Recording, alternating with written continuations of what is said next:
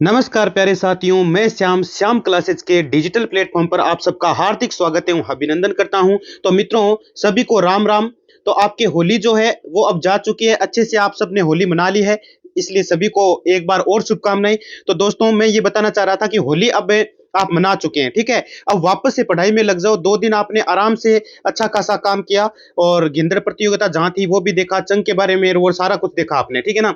लेकिन अब वापस से पढ़ने लग जाओ, क्योंकि चतुर्थ श्रेणी कर्मचारी परीक्षा 2025 जल्दी आपका एग्जाम होने वाला है। और मॉडल पेपर तीसरा ये आपका जो 120 प्रश्नों का, जिसमें हम हिंदी भी पढ़ने वाले हैं, जीके भी पढ़ने वाले हैं, साइंस भी पढ़ने वाले हैं, कंप्यूटर भी पढ़ने वाले हैं और गणित सहित सारे सब्जेक्ट में आपको करवाऊंगा। मोस्ट इंपोर्टेंट आपकी ये क्लास रहने वाली है, तो जल्दी से क्लास में जुड़ जाओ। और सब पहली बार यदि विजिट कर रहे हो चैनल पर, तो चैनल को सब्सक्राइब कर लेना और बेल आइकन को प्रेस कर लेना, जिससे हर एक नई क्लास का नोटिफिकेशन आपको मिल जाए। और एक चीज और बताना चाहूंगा, लाइव क्लास कल शाम से स्टार्ट कर रहे हैं। कल शाम से आपकी लाइव क्लास 8 बजे से संचालित करने रेगुलर आपके संचालित होगी भाई, रेगुलर लगने वाली है। तो सारे तैयार हो जाना और 8 बजे सारे जुड़ जाना भाई। और टेलीग्राम की लिंक मैं डिस्क्रिप्शन में दे रहा हूं और कमेंट सेक्शन में दे रहा हूं, वहां से ज्वाइन कर लीजिएगा। वहां पर पूरी पीडीएफ आपको भेज दी जाएगी। और दूसरी बात ये कि अपना स्कोर जो है वो आपको जरूर जरूर बताना है कि आपका स्कोर क्या रहता है, आपके कितने परसेंट सही हो रहे हैं, ये जरूर बताना है, ठीक है। एक बार कमेंट जरूर करेंगे कि आपका स्कोर कितना रहा। तो चलिए शुरू कर देते हैं। सबसे पहले हिंदी का प्रश्न पहला आपका प्रश्न है, किस विकल्प के सभी शब्द सह उपसर्ग से निर्मित हैं। यानी ऐसे कौन से शब्द हैं जिनमें उपसर्ग सह आया है भाई। पहला लिखा है सदैव, सकाम, सावकाश या सजीव, ये लिखा गया, ठीक है। तो दोस्तों, सबसे पहले ही बात कर ले हम। एक नंबर जो आपका आया है, ए नंबर आपके आया है, ए विकल्प नंबर ए में क्या है, आपके आपके लिखा गया है सदैव, सकाम, सावकाश और सजीव लिखा गया है। और इसी में आपके सारे के सारे जो निर्मित हैं वो सह उपसर्ग से निर्मित है दोस्तों। अब आपको ये पता होना चाहिए कि उपसर्ग होता क्या है।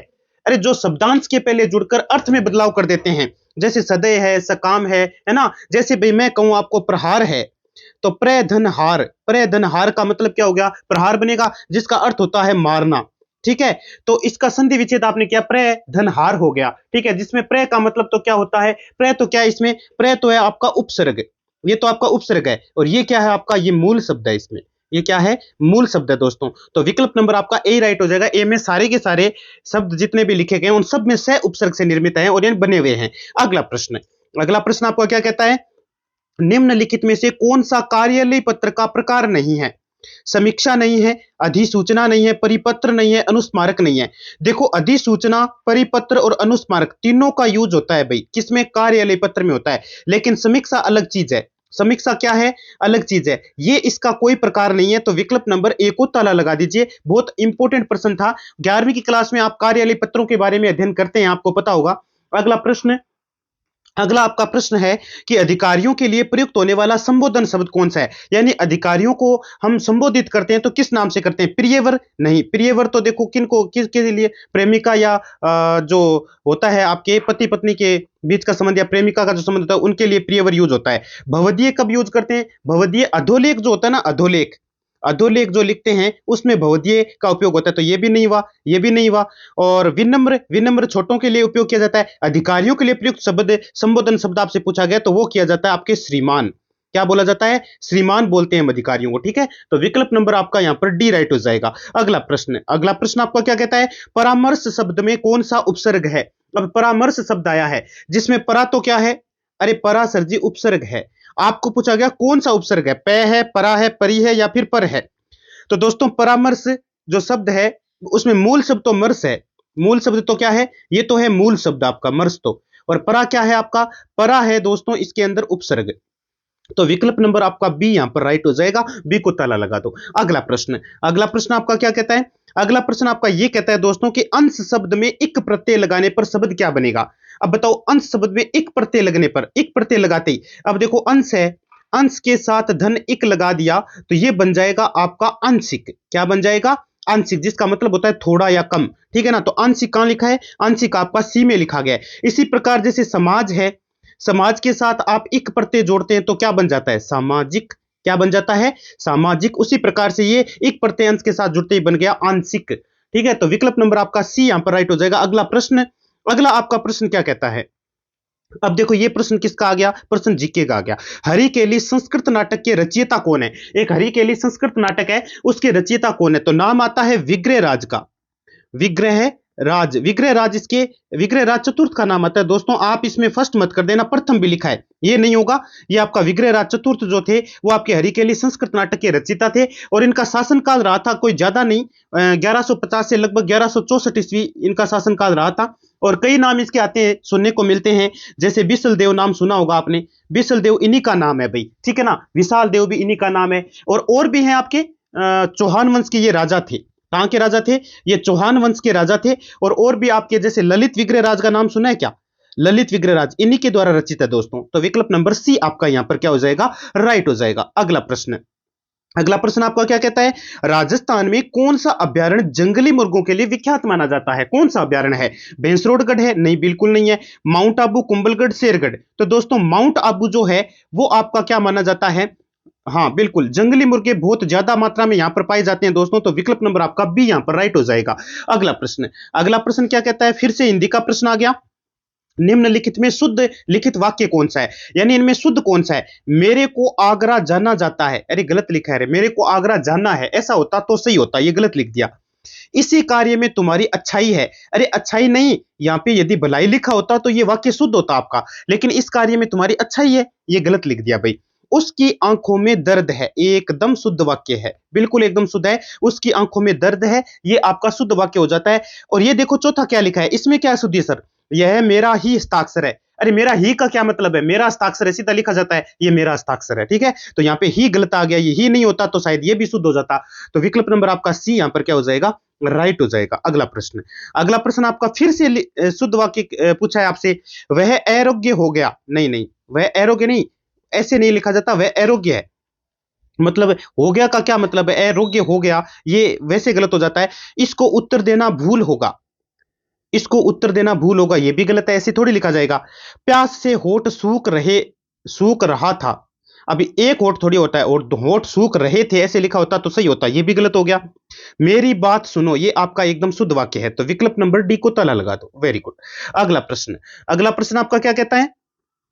कौन सा ऐसा विकल्प है जिसमें सभी शब्द तत्सम हैं? इसमें तत्सम शब्द कौन से हैं? देखो, एक तो होते हैं तद्भव। तो दोस्तों यहां पे विकल्प जो ए लिखा है ना, ए, उसी को देख लो और को छोड़ो आप। पीत, पूर्ण, पास, पुण्य, सारे के सारे शब्द क्या हैं? तत्सम है। जिनका तद्भव रूप में बता दूं, पीत का होता है पीला, पीत का क्या होता है? पीला। पूर्ण का क्या होता है? पूरा। और पास का क्या होता है? पास का अर्थ फांसी होता है, फंदा होता है, फांसी होता है, फांसी होता है, फांसी, ठीक है, या फंदा बोल सकते हो आप इसको, पास का मतलब। और पुण्य का मतलब क्या होता है? दान होता है, दान करना पुण्य कमाना है, ठीक है, ये होता है। तो ये सारे के सारे मैंने तद्भव बताए हैं। तत्सम कौन से होते हैं? जो संस्कृत रूप में लिखे होते हैं, ये लिखे हुए थे पहले में, ठीक है। तो आपको पूछा किस विकल्प में सभी तत्सम है, तो सभी तत्सम इसमें है, जबकि इसमें सारे तत्सम नहीं है। इसमें नहीं है, इसमें भी नहीं है। तो विकल्प नंबर ए आपका क्या हो जाएगा? राइट हो जाएगा। अगला प्रश्न, अगला आपका प्रश्न क्या कहता है? सूचना का अधिकार कानून सर्वप्रथम किस राज्य में लागू किया गया? वैसे देखा जाए तो तमिलनाडु में लागू किया गया था, लेकिन इनमें तमिलनाडु है क्या? तो फिर तमिलनाडु के बाद कौन आता है? तो अपना राजस्थान है दोस्तों, विकल्प नंबर ए राइट हो जाएगा। वैसे तो तमिलनाडु में 1997 की बात है, उसी में लागू कर दिया गया था, लेकिन अपने राजस्थान में 2 नंबर पे हाँ, सन 2000 में ये कानून जो है आपका सूचना का अधिकार कानून सर्वप्रथम ये आपके राजस्थान में लागू कर दिया गया था दोस्तों, ठीक है। आरटीआई बोलते हैं शॉर्ट में, आरटीआई, ठीक है, वेरी गुड। अगला प्रश्न, अगला प्रश्न आपका क्या कहता है? शारदा एक्ट का संबंध किससे है? अरे शारदा एक्ट का संबंध बताओ। नाम तो सुना ही होगा, हरबिलास शारदा, हरबिलास शारदा का आपने नाम तो सुना ही होगा। इन्हीं के द्वारा ये एक्ट लगाया गया। बाल विवाह है, विधवा पुनर्विवाह है, कन्यावध या फिर डाकन प्रथा। तो दोस्तों शारदा एक्ट का संबंध किसके साथ है? तो शारदा एक्ट का जो संबंध है दोस्तों वो आपके है बाल विवाह से। ये बाल विवाह निषिद्ध अधिनियम, इसी को हरबिलास शारदा के द्वारा ये रखा गया था। और ये आपके लगभग अपने राजस्थान में 1 अप्रैल 1930 को पूरी तरह से लागू कर दिया गया था, जिसमें उम्र रखी गई थी। पहले तो देखो, बाद में संशोधन हो गया था।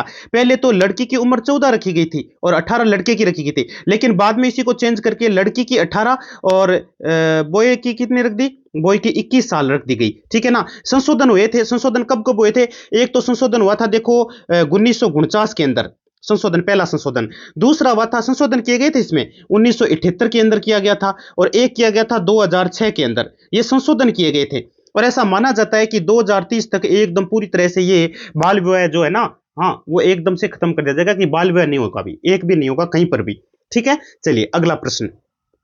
अगला प्रश्न आपका क्या कहता है, इसरो की स्थापना की गई थी। आपके जो इसरो है उसकी स्थापना कब की गई, 15 अगस्त 1972 को, 15 अगस्त 1969 को, 15 सितंबर 1965 को, या 15 अक्टूबर 1972 को। कौन सा विकल्प आपका राइट हो जाएगा। वेरी वेरी इंपॉर्टेंट आपका ये प्रश्न है दोस्तों, फटाफट से स्टार लगा लो। इसरो की स्थापना आपसे पूछी गई है यहां पर, और मुख्यालय कहां पर है, इसका मुख्यालय आपको यदि पूछ ले तो ये आपका है बेंगलुरु, कर्नाटक।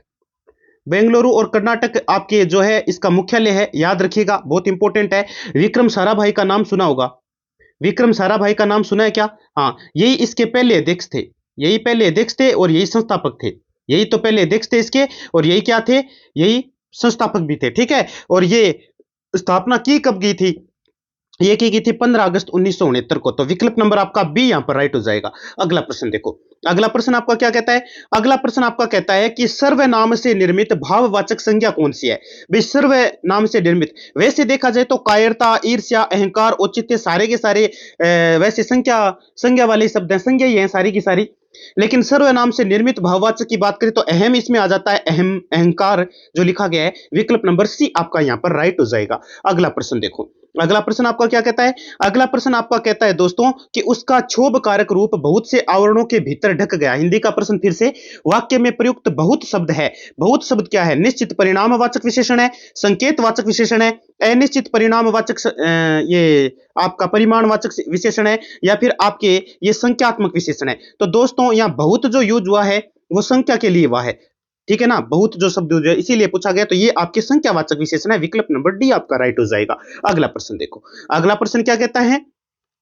प्रश्न आपका कहता है गिंदड़ नृत्य का संबंध किस स्थान से है। अरे गिंदड़ नृत्य कहां किया जाता है, तो होली के उत्सव पर। अभी अभी देखो गई है होली अपने, है ना, तो आपके होली का जो उत्सव होता है इस पर आपके गिंदड़ नृत्य किया जाता है अभी। और ये शेखावाटी क्षेत्र का प्रसिद्ध है। शेखावाटी क्षेत्र, शेखावाटी क्षेत्र में अपने जैसे चूरू हो गया, है ना, जैसे सिक्कर हो गया, झुंझुनू हो गया, झुंझुनू, ठीक है, ये जिले आ जाते हैं। और इनमें शेखावाटी क्षेत्र में ये गिंदड़ नृत्य जो है, और गैर नृत्य भी है, गैर भी किया जाता है। ठीक अगले दिन, होली के ठीक अगले दिन गैर नृत्य खेला जाता है रंगों के साथ, ठीक है, वो अलग है। और गिंदड़ नृत्य जो है वो आपका कहां का है, शेखावाटी का प्रसिद्ध है। विकल्प नंबर आपका बी राइट हो जाएगा। ठीक है, अगला प्रश्न देखो, अगला प्रश्न क्या लिखा है। अगला प्रश्न फिर जीके का है। निम्न में से बालुका स्तूपों का प्रकार नहीं है।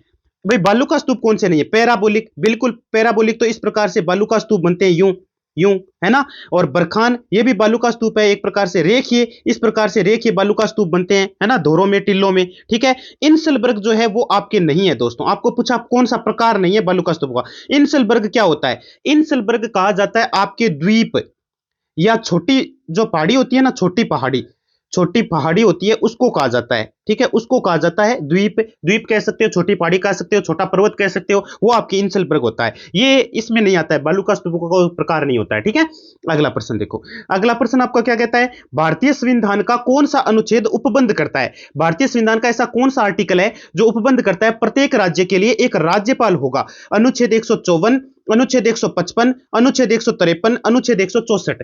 तो दोस्तों वो है आपका आर्टिकल संख्या 153। आर्टिकल संख्या 153 जो है इसके अंतर्गत आपके ये प्रत्येक राज्य के लिए एक राज्यपाल होना चाहिए। और ये आपके जो प्रथम अनुसूची है, जो अपने संविधान की प्रथम अनुसूची है, अनुसूची के भाग फर्स्ट के अंदर आपके पूरी तरह से एकदम साफ साफ लिखा हुआ है आर्टिकल 153 के तहत कि प्रत्येक राज्य के लिए एक राज्यपाल होगा दोस्तों। तो विकल्प नंबर आपका सी राइट हो जाएगा, 153 आपका करेक्ट हो जाएगा। अगला प्रश्न देखो, अगला प्रश्न आपका क्या कहता है। देखो अंग्रेजी का प्रश्न आ गया दोस्तों। Choose the correct degree of adjective. आपको एडजेक्टिव डिग्री जो है ना, हाँ, एडजेक्टिव की जो डिग्री है वो आपको चूज करनी है इसके अंदर। देखो पहला प्रश्न आपका क्या है, देखो a car's price is usually than a bike's price. ठीक है, तो बताओ इसमें क्या आएगा, चीपर आएगा, लोअर आएगा, मोर एक्सपेंसिव आएगा, या फिर हाई आएगा। तो दोस्तों बताना चाहूंगा दो वस्तुओं के लिए दो वस्तुएं आ जाए, दो वस्तुएं पहले ध्यान में रख लो, दो वस्तुएं हैं इसके अंदर। देखो कार की बात चल रही है, बाइक की बात चल रही है, दो वस्तुएं हो गई। तो यहां पर हमेशा ध्यान रखना जो आपके कंपेरेटिव डिग्री होती है ना, कंपेरेटिव डिग्री होती है उसका प्रयोग होता है, यानी सीडी का प्रयोग होता है, सीडी का। ठीक है, तो यहां सीडी का प्रयोग होगा। और एक चीज और ध्यान रखना, देन के बाद हमेशा सीडी का प्रयोग होता है, कंपेरेटिव डिग्री का प्रयोग होता है, ध्यान रखिएगा। और दो चीजों के लिए और देन के बाद हमेशा सीडी यानी कंपेरेटिव डिग्री का प्रयोग होगा। और कंपेरेटिव डिग्री कौन सी है, मोर एक्सपेंसिव। मोर एक्सपेंसिव इसका राइट हो जाएगा। विकल्प नंबर सी को ताला लगा दो, क्योंकि यहाँ पे दो चीजों की बात चल रही थी, एक कार और एक बाइक, ठीक है। और यहाँ देन आया है, देखो यूजुअली के बाद में देन आया है, तो मोर एक्सपेंसिव आपका यहाँ पर क्या हो जाएगा, राइट हो जाएगा। अगला प्रश्न देखो, अगला प्रश्न क्या है, अगला प्रश्न है आपका द शिप सिंक, देखो सिंक लिखा है यहाँ पर, इन द ओशियन यस्टरडे। अब देखो यस्टरडे आ गया, यस्टरडे, तो ये आपका कौन सा हो गया, past indefinite tense. Past indefinite tense का ये वाक्य है, यस्टरडे के कारण ये पास्ट इंडेफिनाइट टेंस हो जाता है यहां पर, जिसमें आपको पता होगा कि सिंक की सेकंड फॉर्म आएगी, सेकंड फॉर्म आएगी। सेकंड फॉर्म क्या होती है सिंक की, सेंक होती है, सेंक होती है। सेंक कहीं लिखा है इसमें, सेंक लिखा है बी के अंदर, तो विकल्प नंबर बी को ताला लगा दो, बी आपका यहां पर राइट हो जाएगा, ठीक है, वेरी गुड। अगला प्रश्न, अगला प्रश्न आपका क्या कहता है, अगला प्रश्न आपका कहता है कि राजस्थानी भाषा का उत्पत्ति काल माना जाता है 11वीं शताब्दी, 13वीं शताब्दी का प्रारंभिक काल, 12वीं शताब्दी का अंतिम चरण या 14वीं शताब्दी। तो दोस्तों 12वीं शताब्दी का अंतिम चरण जो है वही अपने क्या है, राजस्थानी भाषा का उत्पत्ति काल माना जाता है। 12वीं शताब्दी के अंतिम चरण में आपकी राजस्थानी भाषा की उत्पत्ति हो चुकी थी। अगला प्रश्न, अगला प्रश्न है गोडवाड़ी क्या है। अरे गोडवाड़ी पूछा आपसे, मारवाड़ी की उपबोली है, मालवी की है, मेवाड़ी की है या फिर हाड़ौती की है। तो दोस्तों गोडवाड़ी जो है वो आपके मारवाड़ी की उपबोली है, विकल्प नंबर आपका ए राइट हो जाएगा, ठीक है, ये किसी और के नहीं, केवल बिल्कुल यहीं की है। अगला प्रश्न, अगला प्रश्न फिर इंपॉर्टेंट आ जाता है और इसको आप स्टार लगा सकते हैं। बेल्लाडीला लोह एस की प्रसिद्ध खान भारत के किस राज्य में स्थित है, मध्य प्रदेश, बिहार, उड़ीसा या फिर छत्तीसगढ़।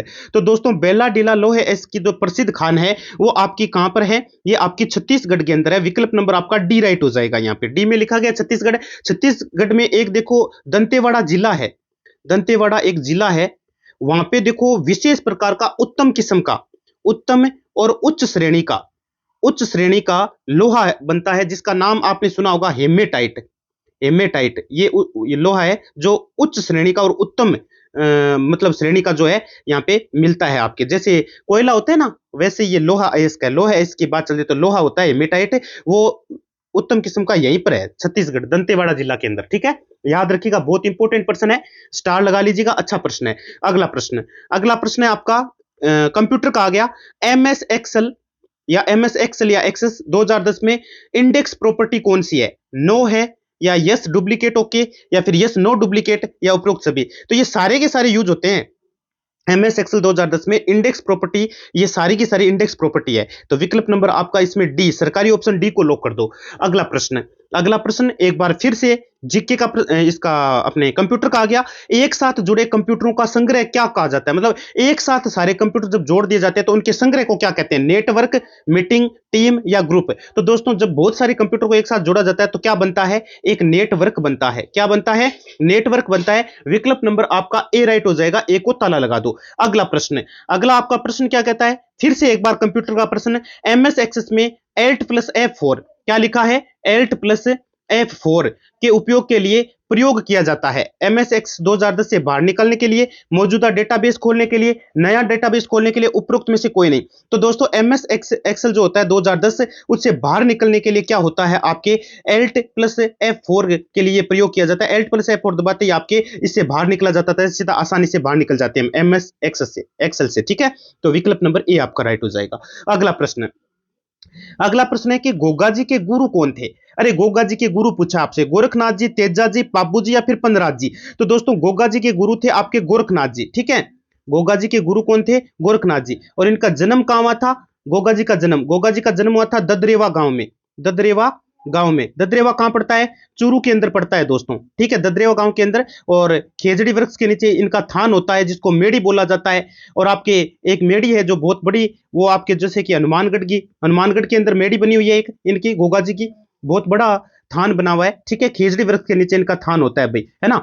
तो विकल्प नंबर आपका गोरखनाथ जी यहां पर राइट हो जाएगा, ये गुरु थे गोगा जी के। अगला प्रश्न, अगला प्रश्न आपका क्या कहता है, निम्न में से किस मंदिर को खंबों का अजायब घर कहा जाता है, रणकपुर के जैन मंदिर, विमल शाही मंदिर, लुवण शाही मंदिर, धुलेव का ऋषभ देव मंदिर, बताओ। तो दोस्तों रणकपुर के जो जैन मंदिर हैं उनको कहा जाता है खंबों का अजायब घर, क्या कहा जाता है, खंबों का अजायब घर कहा जाता है, विकल्प नंबर ए को ताला लगा दो, वेरी गुड। अगला प्रश्न, अगला प्रश्न आपका क्या कहता है कि बिनोटा क्या है। अरे राजस्थान में बिनोटा किसको बोलते हैं, दुल्हन के विवाह का बेस होता है, दूल्हे द्वारा तोरण मारने की रस्म होती है, दूल्हा दुल्हन के विवाह की जूतियां होती है, या मामा द्वारा भरे जाने वाला भात होता है। तो दोस्तों दूल्हा दुल्हन के द्वारा पहनी गई जो जूतियां होती है ना, जूतियां, उनको क्या बोलते हैं? वो होती है आपकी बिनोटा, बिनोटा उन्हीं को बोला जाता है। विकल्प नंबर सी को ताला लगा दो। Very good. अगला प्रश्न, अगला आपका प्रश्न क्या कहता है? प्रश्न आपका इंपॉर्टेंट है। पंडित जवाहरलाल नेहरू द्वारा 2 अक्टूबर 1959 को सर्वप्रथम राजस्थान के किस जिले में पंचायती राज व्यवस्था का उद्घाटन किया गया? कब किया गया था बताओ? नागौर के अंदर, जोधपुर के अंदर, उदयपुर के अंदर या बांसवाड़ा के अंदर किया गया था? वेरी वेरी इंपॉर्टेंट प्रश्न है और आप इसको स्टार लगा सकते हैं दोस्तों। तो पंडित जवाहरलाल नेहरू द्वारा, पहली बात तो ये तैयार हो गई, याद हो गई आपको, 2 अक्टूबर 1959 को सर्वप्रथम राजस्थान के कौन से जिले में पंचायती राज व्यवस्था का उद्घाटन किया गया? तो पंचायती राज व्यवस्था का उद्घाटन बिल्कुल 2 अक्टूबर 1959 को किया गया। किसके द्वारा किया गया? पंडित जवाहरलाल नेहरू के द्वारा किया गया। 3 प्रश्न तैयार हो रहे हैं एक साथ, लेकिन आपको पूछा गया है कि किस जिले में किया गया था, यह पूछा गया है। यह किया गया था नागौर के अंदर। कहां किया गया था? नागौर के अंदर किया गया था। विकल्प नंबर आपका ए राइट हो जाएगा। अगला प्रश्न, अगला आपका प्रश्न क्या कहता है? राजस्थान के प्रथम विधानसभा उपाध्यक्ष कौन थे? नरोत्तम लाल जोशी थे, टीकाराम पालीवाल थे, श्री लाल सिंह सत्तावत थे या रामकिशोर व्यास थे? कौन सा विकल्प आपका राइट हो जाएगा? वेरी वेरी इंपॉर्टेंट प्रश्न आपका फिर से यहां पर आ चुका है। राजस्थान के प्रथम विधानसभा उपाध्यक्ष कौन थे? तो दोस्तों राजस्थान के प्रथम विधानसभा जो उपाध्यक्ष थे वो थे आपके श्री लाल सिंह सत्तावत। विकल्प नंबर सी को ताला लगा दो। Very good. अगला प्रश्न, अगला प्रश्न आपका आ चुका है विज्ञान का प्रश्न, इंपॉर्टेंट प्रश्न है। विरंजक चूर्ण का रासायनिक सूत्र बताइए। तो पहले लिखा है CaOCl2 यानी कैल्शियम ऑक्सीक्लोराइड, कैल्शियम CaO लिखा है, कैल्शियम ऑक्साइड लिखा है, NaCl नमक का है और नन ऑफ दीज लिखा गया है। तो दोस्तों नमक तो नहीं होगा, नमक तो बिल्कुल नहीं होगा। विरंजक चूर्ण पूछा है, विरंजक चूर्ण का फॉर्मूला होता है CaOCl2, कैल्शियम ऑक्सीक्लोराइड। इसका रासायनिक नाम भी है कैल्शियम, कैल्शियम ऑक्सी क्लोराइड। तो CaO के साथ जब क्लोरीन की अभिक्रिया करवाई जाती है, यानी चूने के साथ, ये बुझाव चूना होता है क्या आपका, इसके साथ जब क्लोरीन की क्रिया करते हैं तो CaOCl2 का निर्माण हो जाता है। तो विकल्प नंबर आपका विरंजक चूर्ण ए राइट हो जाएगा। अगला प्रश्न देखो, अगला प्रश्न क्या है?